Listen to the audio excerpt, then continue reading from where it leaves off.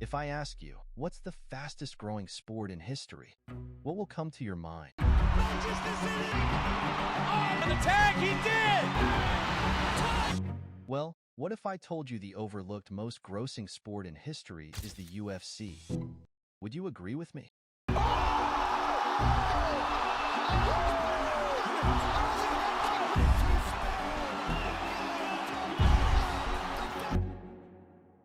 How did the UFC go from bankruptcy When people saw the event, the first event, it was pretty clear that this wasn't professional wrestling. to one of the fastest selling sport in history? He bought it for $2 million. And it's just clinched a $4 billion sale. There was obviously a lot of scary moments. And was willing to go out to the edge where nobody was and to be able to make something happen. This was where it all started. The site of tonight's landmark martial arts event. 8 of the deadliest fighters in the world will meet in a no-holds-barred combat to determine who is The UFC One was the first mixed martial arts event by the Ultimate Fighting Championship held at the McNichols Sports Arena in Denver, Colorado on November 12, 1993. The event was broadcast live on pay-per-view and later released on home video. Although the event had the lowest profile by contemporary standards, the venue was less than half-packed. The grand prize of the tournament was as big as a regular sparring partner's biannual salary. The seat was half empty.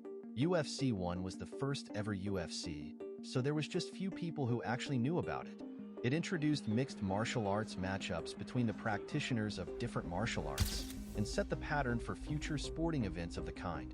The purpose of this competition was to identify the most effective martial art in a contest with minimal rules and no weight classes between competitors of different fighting disciplines. Be forewarned, there are no rules. The UFC One didn't just simply happen. A lot of work and decisions was made. Originally, they wanted it to look brutal on television. John Milius, one of Rory and Gracie's students and a Hollywood veteran who had directed Conan the Barbarian, decided the fights should take place in an octagonal cage fenced with chain link. Campbell McLaren, a SEG executive, wanted people to consider a televised version of Mortal Kombat, in which victorious fighters got to finish their opponents through moves such as ripping their spines out of their bodies. Art Davie, the co-creator of the UFC idea, was to top the cage with razor wire. I wanted a 2-inch pad underneath the canvas because we had grapplers, and I figured there's going to be guys throwing the strikers down on their head or neck with a suplex. And Rorion was adamant that he didn't want a boxing ring. He said down in Vale Tudo in Brazil, in Rio, he said if guys would hit the mat, they'd roll out into the rope. He said it stops the fight, the referee, it's a problem. So all summer long, we're thinking about some sort of a situation that we can fight in. And Semaphore came up with 2 set designers from Hollywood, Greg Harrison and Jason Cussin. And these 2 guys were geniuses. And given the memo that we had written, they sat down and came up with 4 or 5 different, including one that had fake boulders and barbed wire on the top and torches. I had a temporary brief bout of insanity where I was thinking about something with a moat. That would keep them from falling outside of the fighting surface. And they put all these straight panels together, it becomes an octagon. But there still needed fighters. My plan was an 8-man tournament, and I said to Rorion, can one of your brothers compete against 3 different fighters in one night? Rorion then offers his brother Royce Gracie, a skilled martial artist. Royce was chosen by the family, not because he was the biggest and the strongest, but because he was the smallest. If Royce could defeat bigger, stronger men, it proved the effectiveness of Gracie Jiu-Jitsu. I went to all the magazines and said, give me all the contacts that you've got. And I began sending out faxes. I began making phone calls. I reached out to anyone and everyone I could. That's how I found Ken Shamrock. I reached out to John Jacques at the American Sumo Association and said, John, I'm trying to find a sumo guy. How am I going to get it out of Japan? Can you help me? And then I wanted a boxer. I personally wanted to see a boxer. We talked to James Bone Crusher Smith. We looked at the Leon Spinks situation. I knew about Zane Fraser. I had gone over to this martial arts trade show. He and I hooked up. He was based out of St. Louis, and he had an attorney who represented some boxers, and that's how we got Art King Jimerson. Art Davie finally got 10 fighters that agreed to fight at the octagon. The general regulations that was agreed upon were no doping probes, no holds barred, no biting, no eye gouging, no mandatory gloves and combative uniform, no judges' scores, unlimited 5-minute rounds with 1-minute rest period in between. Knockout, tap out, or corner stoppage were the only winning methods. Referee could only halt a match pending the corner decision. And finally, it was time. McNichols Sports Arena, the site of tonight's landmark martial arts event.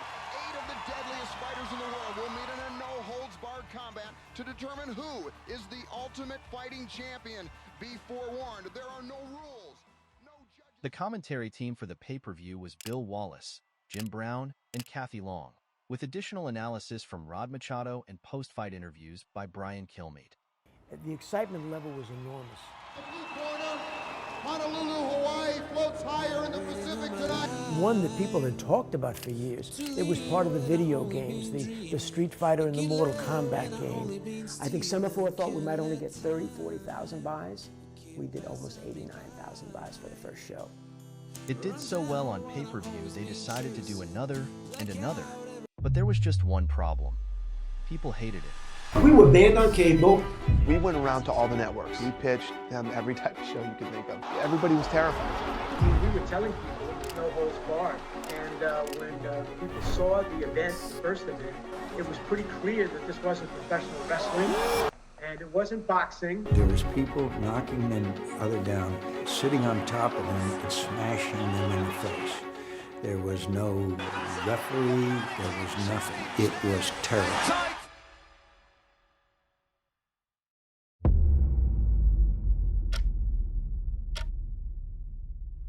And ladies and gentlemen, there are no rules. In 1995, the UFC introduced its first singles match featuring 3-time champion Royce Gracie and Ken Shamrock, called the Super Fight. The Super Fight began as a non-tournament match that would determine the first reigning UFC champion, 4 tournament winners to face. The first ever super fight between 3-time defending champion Royce Gracie and Ken Shamrock. On the other hand, the first Super Fight was considered a failure. Our first ever super fight in the UFC. And here we go.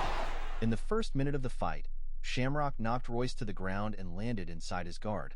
For the next 30 minutes, Shamrock was inside Royce's guard with the two throwing punches and headbutts at each other, but without any change or action. The crowd was booing the fighters. That's going to be it. The fight's over. That is it. That's it. And after 30 minutes, the fight was stopped as it had exceeded the time limit allocated for the pay-per-view and was given another 5 minutes of extra time due to protests from the spectators. The fight was over after 36 minutes and a draw was declared. 5-minute overtime, and both corners agree. Bob Shamrock says yes. After this fight, the UFC will later be a problem.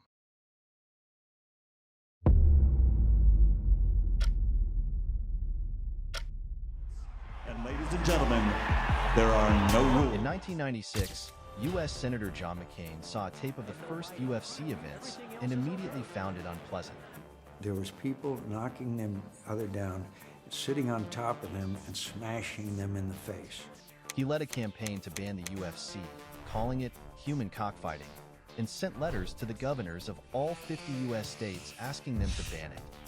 You know, the media and the politicians came out of the woodwork, and it was easy to oppose us. In response to the criticism, the UFC increased cooperation with state athletic commissions and modified its rules to remove the less palatable elements of fights while retaining the core elements of striking and grappling.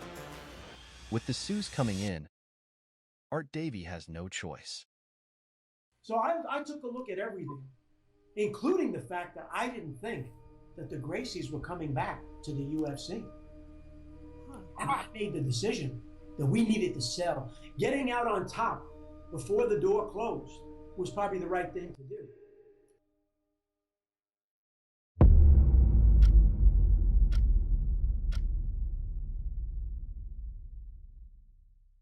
After the long battle to secure penalty, Semaphore Entertainment Group stood on the edge of bankruptcy.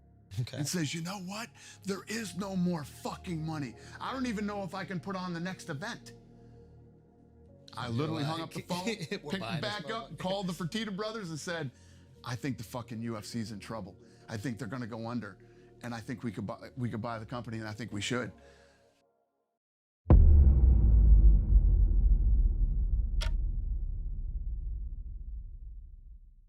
At this point, combat sport was dead. There was no money coming in, and SEG can't continue funding it. So in 2001, they sold it for $2 million. And then, let's just say things was still far from good. You know what we bought for $2 million? What? The 3 letters UFC and an old wooden octagon. You had to believe that this was going to go in the right direction. Lorenzo called me and said, I can't keep funding this thing. I can't call my brother again to ask him to fund this thing.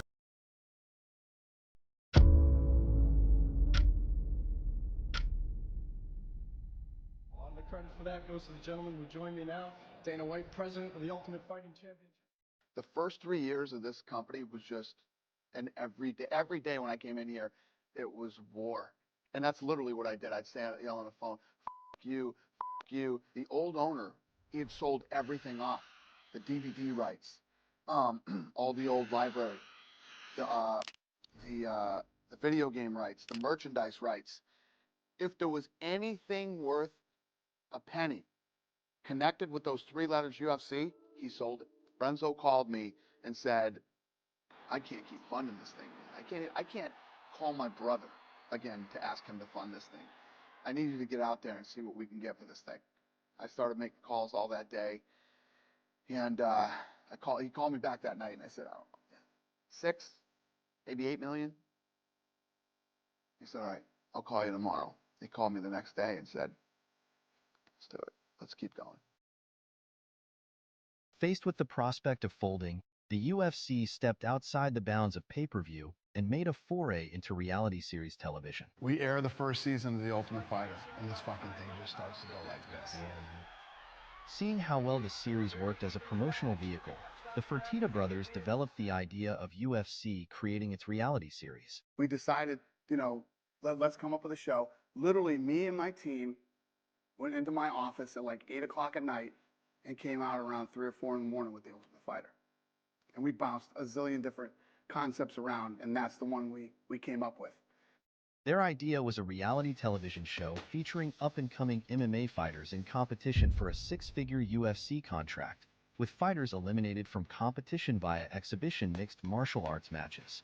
It was pitched to several networks, each one rejecting the idea. We went around to all the networks. We pitched them every type of show you could think of. Everybody was terrified of it. Not until they approached Spike TV with an offer to pay the $10 million production cost themselves. Spike TV had just come out, and they were calling themselves the men's network. They pitched it to them, they didn't want it, and we said, well, what if we pay for it? So we paid $10 million for the first season of The Ultimate Fighter. This is the last $10 million that the Fertittas are going to invest in the UFC. If this doesn't work, it's over.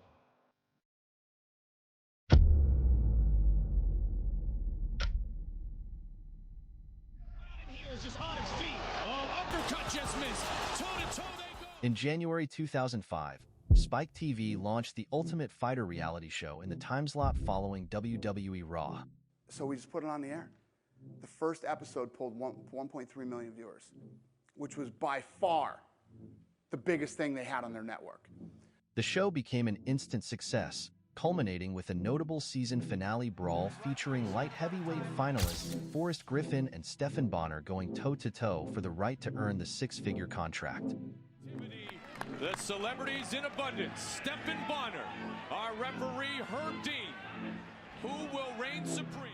The live broadcast of the season finale drew a very impressive 1.9 overall rating. Unfortunately, the deal with Spike TV ended shortly after. They had made all these promises to me and everything else, all dead, nothing. So we go through this whole season, it's unbelievably successful, and we honestly didn't know if we were gonna have a second season.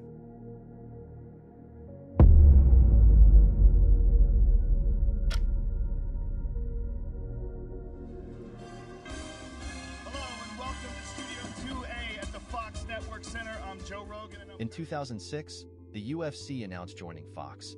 This is the first step, and not just the staff that's been with us for the last 10 years working hard in Las Vegas. It's a big day for this company, and I couldn't be more. It entered its 14th season that September and moved to the FX network to air on Friday nights, starting with season 15 in the spring of 2012. Along with the network change, episodes are edited and broadcast within a week of recording instead of a several-month delay, and elimination fights are aired live.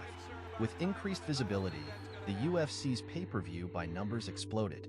UFC 52 was the first event that drew a pay-per-view audience of 300,000 pay-per-view buys, doubling its previous benchmark. Following the second season of The Ultimate Fighter, the UFC's match between Liddell and Couture drew an estimated 410,000 pay-per-view buys at UFC 57. Kathy, what do you think? Let's go. For the rest of 2006, pay-per-view buy rates continued to skyrocket, with 620,000 buys for UFC 60. Hughes vs. Gracie, featuring Royce Gracie's first UFC fight in 11 years. The organization hit a milestone with UFC 66, pitting Ortiz in a rematch against Liddell with over 1 million buys. Are they stopping this fight? Could this be over here? Can't hoist the fence. Wow, that's it. The sport's popularity was also noticed by a sports betting community called BodoGLife.com, an online gambling site, which stated in July 2007 that UFC would surpass boxing for the first time in terms of betting revenues. As a matter of fact, the UFC had broken the pay-per-view industry's all-time records for a single year of business, generating over $222 million in revenue in 2006, surpassing both WWE and boxing. Thank you. Appreciate it. I feel every minute of 47. Is this the happiest birthday yet after making $4 billion? It doesn't suck.